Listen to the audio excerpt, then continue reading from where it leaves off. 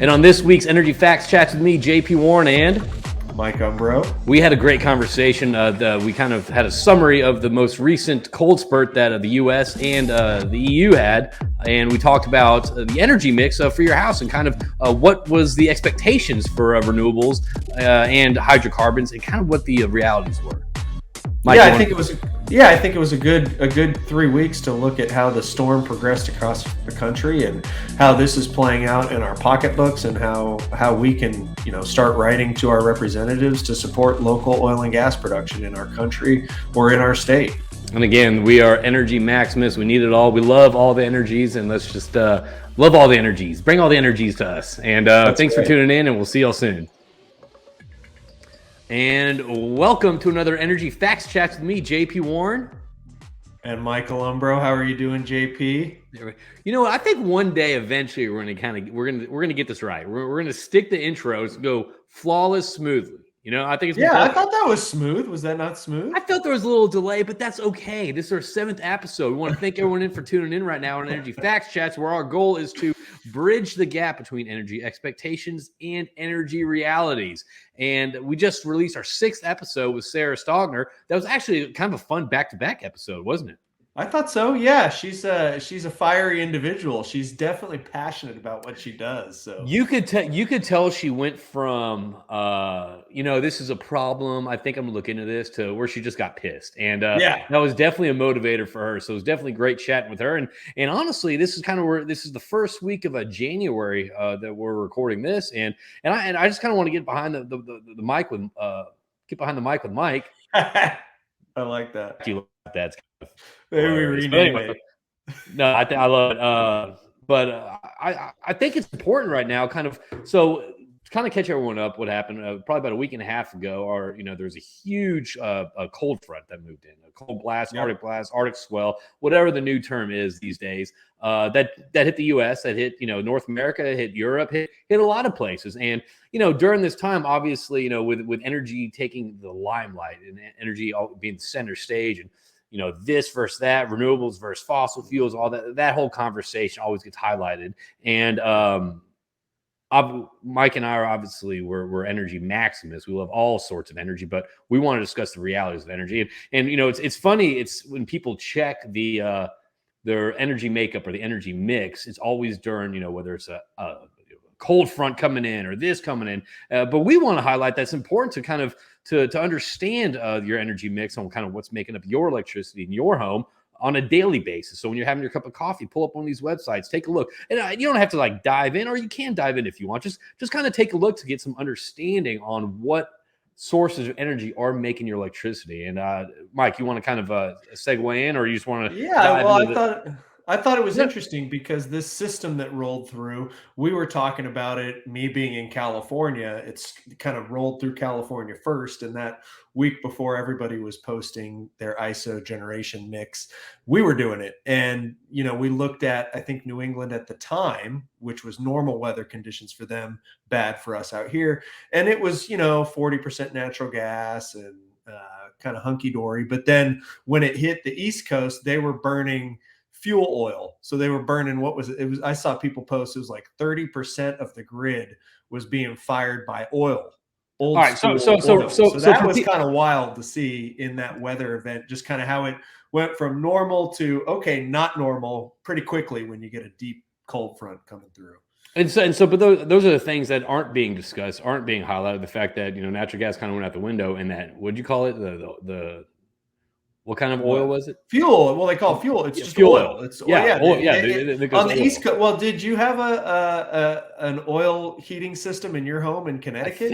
I feel like we did. Yeah, I feel like we did. It's a common thing. I went to school with someone that her company was an environmental service company that dealt with spills in people's basements and stuff from these oil heating systems. It's really nasty stuff. I don't think I would want one in my house, but it's a common thing. What a NIMBY mentality! What a NIMBY mentality on the part. All right, so let's dive into this, and we're going to look at kind of today's energy mix and what's happening now, and also we're going to try to find out some previous days, some random days, and some days during the freezes, so we kind of see the fluctuations when it comes to that. So I'm going to go ahead and start sharing the screen of we're going to start with the Cali Okay. ISO. Does that work? Where are you going to go through December or?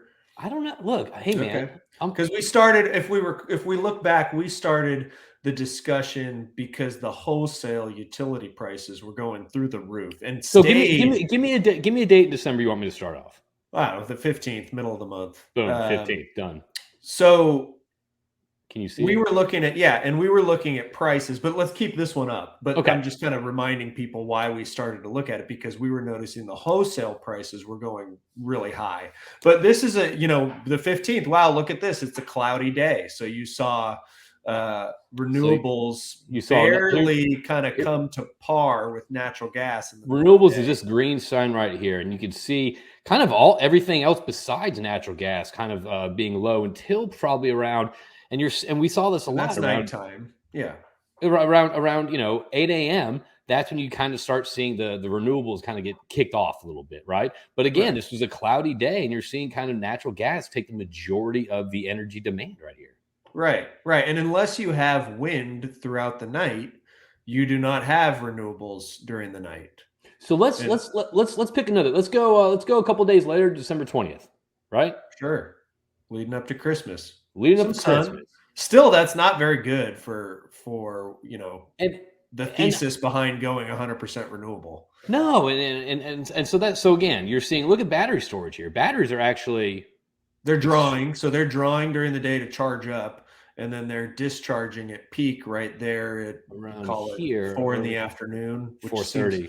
a little early to Yeah, it's kind discharge, of but for about an hour, it kind of peaks and it kind of drops off again. So right, right. again, battery storage, we love the concept. We're all about it. However, in the real world applications, energy realities, it's not bringing that much to the table. Yeah, and one of the things that's frustrating when and I hope we're not lumped into this group, but when people post these ISO generation mixes, whether it's ERCOT, California, East Coast, it seems really clear that there's either folks on the renewable side saying, "Oh, look, natural gas pipes freeze, and now we need oil to heat the East Coast," or on the other side, it's oil and gas folks saying, "Oh, look, these renewables, it was cloudy or it wasn't windy, and so you can't have renewables." And at the end of the day, we need all of it. We Yes. need every ounce of all of it because the rates in terms of what we're paying as consumers are doing nothing but go up. And so the only way to bring your bills down is to increase supply of energy, just Yeah. energy plain and Energy. simple. And so I think that's what's hard for, you know, the person outside of the energy world to wrap their head around because they're Well, told on a daily basis we need clean energy and only clean energy. and it's also one of those things too. Is when it's there is a side. I feel like in the common world there's a Yep. side. There's a renewable side, fossil fuel side, and then those are common. Often they're associated with a political party. Sure. At the end of the Yeah. day, every house is going to be paying more if the Right. supply is not there. Right. Every single house. I don't care what side of the bed. And I'm not here to be political. I'm not here to do anything like that. I'm here to just highlight, and obviously you're here to highlight the energy, the realities of what's going on, where technology Right. is today. And so we're all pro energy. All right, Yeah. renewable. But these are again important talking points. So Right. going back to this, right? So we're at where are we at? Okay, we're at. Oh no, Yeah. nope. Inflation at the I guess to wrap that up, inflation doesn't care who you voted for. Exactly, exactly. I love that. Okay, let's go to Christmas. All right, let's go to Christmas right here. What's going on Yeah. here? Okay, Christmas was sunny. Christmas was probably 78 degrees in San Diego. It was a nice day. And in that scenario, you can see solar, really take over during the day, but around 8 a.m. you're still, drawing a considerable amount of natural gas. You got Yep. 6,000 megawatts, and then your imports of 5,000 megawatts are all natural gas or coal. So fossil fuels are still generating a significant amount of power during a sunny day. I think this chart is so interesting and cool to look at because and look, we're going to click through a couple more days, and we're gonna, obviously going to go today to kind of show where we're at today. But it's so interesting to see on a norm. Let's say take a normal day. You see renewables and natural gas kind of huge inversion right there Right. every single day. And then Right. and then around the same time of every single day, depending on when the sun sets or whatever that looks like, again, you see that flip again right there, which I think is so Right. interesting. So, Right. all right, let's go to the 28th. We're gonna do a couple more. Again, same type of thing. So right here, what happened? I guess it was sun was going, and wind was blowing, huh? Yeah, yeah, exactly. And but to look at the front end and the back end of these curves, you see nighttime is a sure thing. Every day it gets dark. And Hmm. that's where you see policymakers and a lot of this money that's earmarked for long duration energy storage, which we really do not have a solution to as a country. And I think that's really undervalued and not really talked enough about. People are told, well, we're just going to have enough batteries to back up the grid for a 12-hour nighttime. It's not realistic. And so you're seeing a lot of money put into research and development of energy storage that really doesn't exist yet, which to me is pretty frightening because we're pushing forward on these initiatives without a proven solution, Yeah, and I that's think going to lead to chaos. I heard from somewhere, your buddy DRW. He put it in a way that's saying, okay, look, right now the communication's this. Everyone get on this plane. Everyone get on board. Right. Everybody get on board. We're going to take off and we're going to land in 2050. Oh, by the way, we don't have the landing gear designed yet. We don't have it built yet, but we're going to be Right. landing regardless in 2050, whether you like it or not. And whether that looks like a disaster or not, that's kind of up to us. And that's kind of the whole point of these energy facts chats. Right. Let's go. And honestly, another point of that too is, Mike, when you look at these news articles that come out, it's like, oh, you know, this technology could lead to this, or this Right. might lead to this. This could lead. There's a lot of coulds. So whenever you're reading an article, take into account the fact when it says could, would, should, or might, Right. because those are just that's clickbait. And honestly, like it led me to believe that there's a lot of technology out and proven today that's just certainly not there. It's just like when you Right. read an article about like a medical thing, like this thing could cure cancer, or Right. this thing could cure this, and it's not there yet. So Right. pay attention to those words too. So let's go over. This was yesterday. All right. Yep. What was the weather like in Cali yesterday? Cloudy, so that's probably a decent amount of wind, although I'm in Southern California. Cloudy and rainy, so we've got this weather system, multiple weather systems have been rolling through. It's going to be cloudy and rainy all week, but you got a fair amount of wind and solar when it's partly sunny, but you've got a lot of natural gas still. So it's kind of the same thing, regardless of the weather, you need it all. And It doesn't really change. let's go to and the thing is though, you're preaching this just because it's money for your family. It's Yeah, just it's if you're paying costly more, bills. yeah, Yeah. The yeah. So article, in the San Diego Union Tribune this morning talked about utility rates, and gas rates are more than double this year than what they were last January. And so what what is lost in a lot of this is people cannot afford this solution, quote unquote solution, of shutting in oil and gas in favor of a different type of energy. What people need is oil and gas and those other types of energies, and try to maintain some sort of reasonable pricing on your monthly bills. It's not acceptable for 1 January your average gas bill to be $100, and then the very next year it's up 114% and it's $250 for the month. And that's a lot of money for that is a people. lot of money. That's a And lot of money. it's a lot of money, and we can't stimulate our way out of that.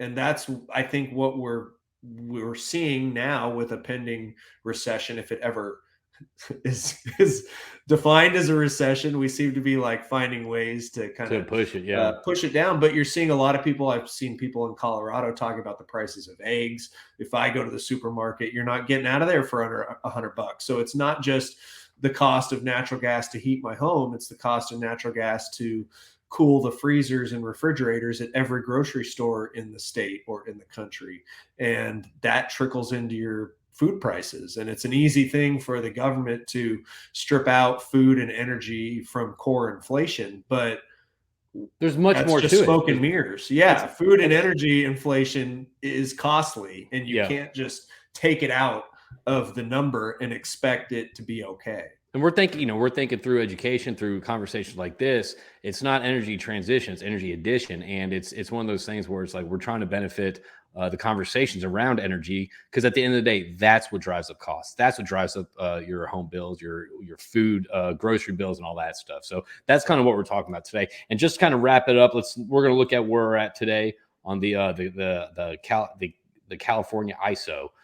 So today, and we're gonna go to ERCOT, the Texas one. Mm-hmm. So this one, as you can see today, look, I mean, it's past 9 a.m. and you're not, and so I'm assuming the renewables is probably gonna go like this. I'm assuming natural gas is probably Maybe gonna go it's like this. very cloudy and it's raining throughout the state. So Central Valley is where all the solar, not Yeah. all, but So, up. but what I'm saying is, usually, if the Oh day's yeah, we'd already immaculate be at up 9 there. a.m., it would already flip right there. So, okay, Yeah, yeah. You're gonna have all one right, of those kind of days where we need it all. we need it Absolutely. all. Yeah. So, Absolutely. It's okay. not that windy, it's not that sunny. We need it all. So we're at about 16 minutes now. You want to touch on ERCOT real quick, then go to Yeah, New let's look England? at it because I bet ERCOT New England today are fairly similar And we're not going to in spend as terms of much. We're not going to 40% of spend the as mix being much. natural gas. Yeah, we're not going to spend as much time on this as we did before. So let me know when it's okay. Here we go. Here we go. Okay. So this is the fuel mix of real time of today, January. You can see it's updated January 4th, 2023. And I'm sure there's a way that has historical data here, but for the I guess time of this, we don't have that. And as you can see here, and I was actually shocked about this, to be honest with you. The fact that wind in Texas, and if you look historically, wind makes up a huge chunk of the energy that's consumed in Texas. And Right. I'm that's why I love this stuff because I didn't know that.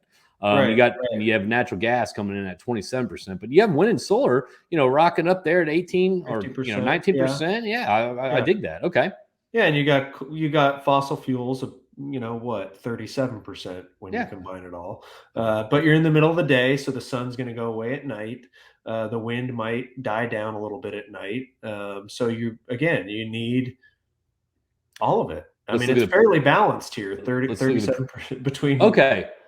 So this is the previous day. Okay. Yep. And I love how these are all like I think I don't know if this is a trick that they use to have like different shades of blue so it all looks the Yeah. same. I don't know what this is, but Yeah. Yeah. I think my daughter They're could get not mad. using the full spectrum of the rainbow, are No, they? I think my daughter could. Yeah, like, Ray, that's Too too many liberal. blues. Too Yeah. liberal. So anyway, Yeah. okay, so wind you can see here. This is the previous day. You have solar. This line right here. Yeah. Okay, so from about You 8 got until about 7 hours 4 of it. p.m. Yeah, Yep. wind is churning and burning. Love seeing that. Yep. Hydro. Where you at, hydro? Hydro, get out of here. Okay, power storage way down Nothing. low. Nothing. Which Let's look at which tells you a lot. If power storage is nothing, you're in a world of hurt. and natural. 20 years from now when and you, it's nighttime. And you can see natural gas yesterday kind of climbing up around 6 p.m. and kind of peaking and kind of tapering off, but still kind of taking the majority in the evenings again. But Yeah. then again, wait, over here, Your early morning, it looks like it was windy. yeah, I guess so. Yeah. Yeah. Anyway, I think that's pretty cool stuff. And you see nuclear here with a constant, steady supply. That's your base load right there. That's why you see a lot of people have been taking the last 2 weeks that are nuclear proponents to say, hey, look, why are we shunning nuclear? And hey, it makes a lot of sense. It's base load. It's there 24/7 and we need it. And so I think you're seeing a little bit of a renaissance for the nuclear folks, and rightfully so. They were kind of pushed aside for many decades over kind of unsubstantiated fear of nuclear. But when it comes to keeping the lights on, we need it all. So this is just today. This is kind of updated where we're at today. So it's 11:55 currently, and this last update about 6 minutes ago. You can see that wind is still blowing and going at 32%. Natty gas is at 26%. Solar is at 18%. So this is a pretty good, healthy mix of renewables and non-renewables. I'm seeing right here. Yeah. Go I Texas. would say it looks balanced, but then on the flip side, we hear folks say we need to go 100% renewable. And I think we're all looking at each other wondering how that is even possible. Yeah. Yeah. So, okay. So we're going to take this down. Let's go over New England real quick. Let's see what's going on up there. All right. Present, share screen, share screen. Let's take, okay. Here we go. You don't have a lot of renewables up in Don't New England area. for a place that prides itself on that. I guess we don't. Okay. So this is kind of the exact same thing that we're looking at, but this is for New England. Okay. Right. You have the energy mix from everywhere. It kind of has, I think this is all the points on the Yep. price Got map, all the if you will. states in there, right? Yeah. Yep. And green is really You got good. 43% natural gas, pretty typical. 40% natural gas seems to be a kind of a consistent theme across these More regions. nuclear. A little bit of nuclear, 24%. Yep. But look at this. I mean, this is interesting right here. This little Your 5% of 5% renewables, renewables. And what is this? What's this? What's this that's 43%? that's garbage. Okay. Refuse. Okay. Hey, it's better than dumping it out past the Statue of Liberty in the ocean, right? I mean, burn it. Yeah. Okay. So we got wood at Wood. 33. Yep. That does not sound sustainable to me. So solar and wind, I mean, for California and Texas, as those being the kind of the two main renewable sources of energy of electricity generation, it is extremely small up in New England, which is shocking to me. Yeah, well, I think you probably have a lot of clouds up there, right? You get a lot of weather systems, cloudy days. I don't think you have much build out of solar and wind out there yet. They're trying to build wind off Martha's Vineyard. I think I that's think going to be that got shut down because I think the NIMBY there's one or mentality. two. Well, it Yeah. got shut down because I think the NIMBY mentality said, "Hey, look, it's going to mess up the whales migration patterns or whatever like that." And I think that got shut down. Hmm. Yeah, Well, yeah. Well, they even if it happens, you're still going to need a lot more fossil fuel. And again, as we see the price of natural gas fluctuate, I think we're getting saved in Europe by the weather out there. We're sending them a lot of our LNG. The weather's been pretty mild there this winter, so we're seeing prices come back down. But um, that's our energy resources going to bail out another continent's energy policy. let's wrap this up and let's definitely talk about kind of the implications of that for the last 5 minutes that we have. But for me, this is kind of shocking and upsetting. You hear a lot of the politicians and the rhetoric about renewables and all that, and however a big proponent of the 5% of renewables right here is garbage and wood. And Yeah. as an environmentalist, how does that make you feel? I guess, the garbage, I guess I'm indifferent. I'm sure they have massive scrubber systems, and I don't know what the emissions are on the refuse side of the house. Wood, if you're cutting forests, it's ridiculous. And you're seeing that a lot in Europe, where they're clear cutting forests because they don't want to burn coal, which are just coal is what, petrified plants that are millions of years old. So you can dig it out and take what's under the ground and burn it, or you can burn a tree. And back in the day, I remember it was all about let's plant trees and all that, and now you're just chopping them down for okay. Well, you want to go into the California natural gas market production real quick, kind of talk about what that means, or do you want to talk about the Yeah, we can. I think side? it relates well. Recently this week we saw the German chancellor saying he wants to consider fracking again in Germany. And so they're out ahead of what California is experiencing and saying, oh, wow, maybe we should produce our own natural gas again. And to produce it, we're going to need to frack it. So let's go ahead and do it. And I see that's as an energy producer in California, that's the main reason why I'm, staying true to what I believe and wanting to develop production in the state, because natural gas production in California has been cut in half over the past 20 years. And okay, so show me what we're looking at here.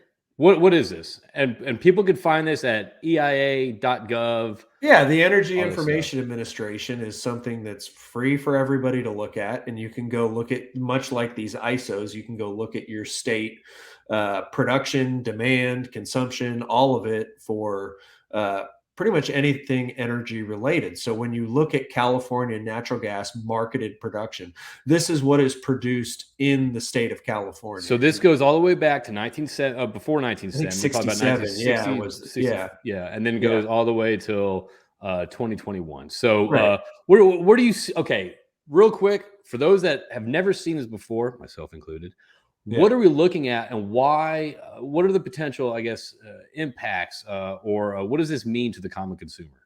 Well, when the common consumer reads in the San Diego Union Tribune today that the reason your SDG&E bill is high is because of cold weather, they think, oh man, climate again, or they think, oh well, we just got to get off natural gas. Well, if you look at the production data, you can see that as the state has slowly kind of choked off the industry, the production of our own natural gas is cut in half since 2020. I mean, that looks like a slow 1999 was kind of the last time it peaked, I guess. right. And so you had some production, some folks, the price of natural gas has been pretty low in the early 2000s. So you didn't have a lot of exploration, I would assume, in California. California's gas production is either associated with oil production in the central and southern part of the state, Okay.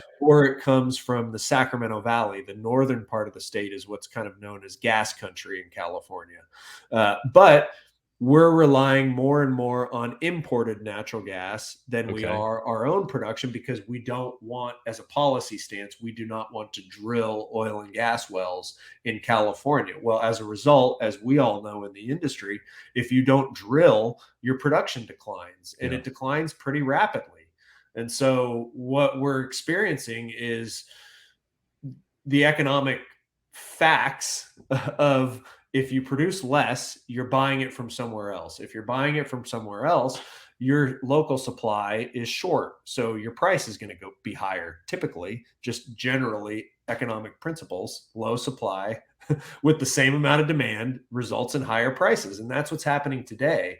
We're not running out of natural gas. The reserves are still there. We're not allowed to frack in California. We're not allowed to drill in And now urban now areas. there's a ban going on N- oil and gas production and Yeah, exploration. and now they're trying to ban natural gas hookups in housing. So there's So all these policy levers being pulled to try to. if I'm looking at this, I'm an everyday citizen. I'm looking at this. What would you want me to, I guess, absorb from this, and what can I do with this information or this knowledge when you're I seeing? think the main point is the closer our in-state production goes to zero, the higher people's bills will